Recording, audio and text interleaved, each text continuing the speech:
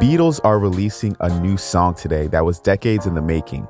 The Texas Rangers are World Series champions, and some North American birds are getting new names. Those are some of the stories that we'll get into today. I'm Jeff Pierre, and this is The 7 from The Washington Post. It's Thursday, November 2nd. Let's get you caught up with today's 7 stories. At number 1, injured Palestinians and foreign nationals were able to leave Gaza yesterday. It was the first time civilians have been able to escape the blockaded territory since the Israel-Gaza war began last month. 5 American aid workers were among those that left, and hundreds more may get to leave today. President Biden spoke about the crossings yesterday from Minnesota. Today, thanks to concerted American leadership, we're in a situation where safe passage for wounded Palestinians and foreign nationals to exit Gaza has started. The American citizens are able to exit today as part of the first group of probably over 1,000. We'll see more of this process going on in the coming days. Egypt said that in total, 361 foreigners and dual citizens and 45 injured Palestinians crossed into Egypt. The wounded were driven in ambulances. The evacuations represent a small fraction of the total number of injured people in Gaza. Palestinian authorities say that over 20,000 people have been wounded in Israeli strikes.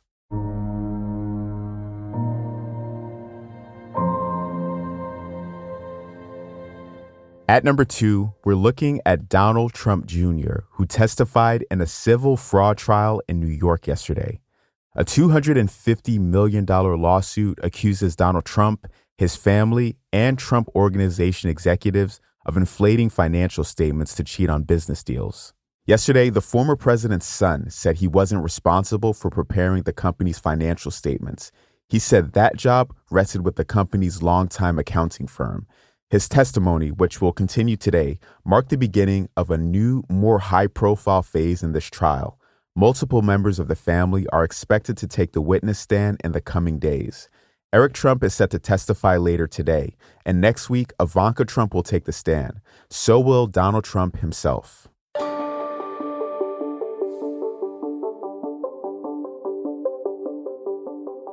Representative George Santos survived an effort to expel him from the House. That's number 3. 24 Republicans and 155 Democrats voted to remove the New York Republican yesterday, but that was short of the 2/3 majority required for his expulsion. Some of his fellow Republicans had led the effort to get rid of Santos. They were concerned about the false statements he made and his federal criminal case. Looking ahead, Santos faces 23 federal charges, including fraud, money laundering, and falsifying records. His trial is set for September.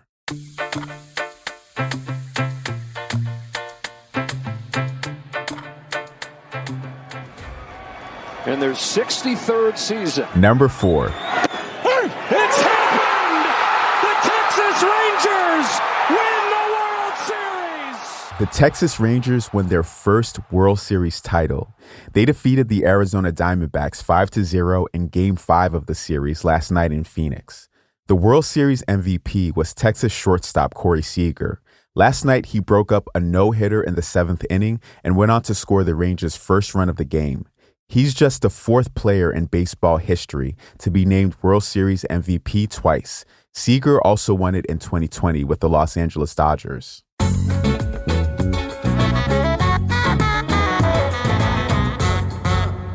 Number 5. The polarizing powerhouse basketball coach Bob Knight has died. We'll remember him as the General. He was a brilliant but complicated college coach. He won 3 national championships at Indiana and a gold medal at the 1984 Olympics, but his profane tirades sometimes overshadowed that success.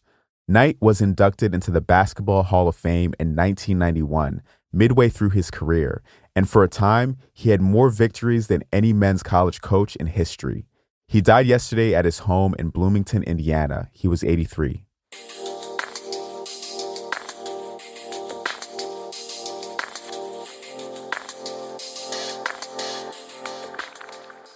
Number 6. The names of dozens of North American birds are being changed. The nation's top birding organization, the American Ornithological Society, decided that birds should no longer have human names. It's going to prioritize changing bird names linked to white supremacists, enslavers, and robbers of indigenous graves. That includes one of the most famous birders in U.S. history, John James Audubon, who was an enslaver. The organization said yesterday that it will set up a group next year to explore up to 80 new names. The names will better describe the plumage and characteristics of each bird.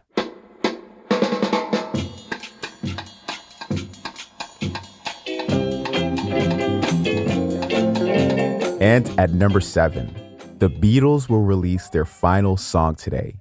It's called Now and Then.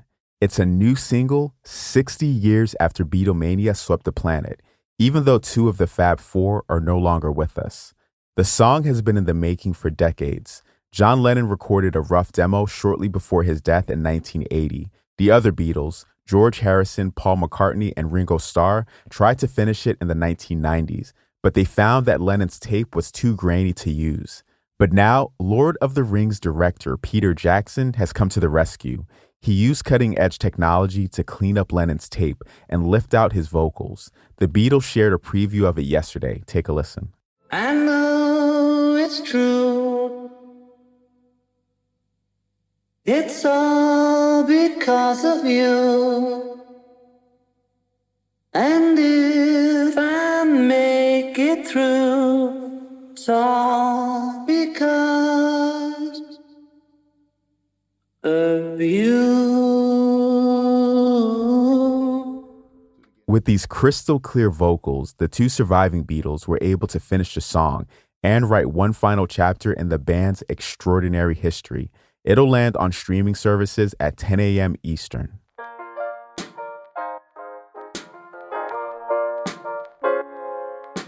That's the show for today.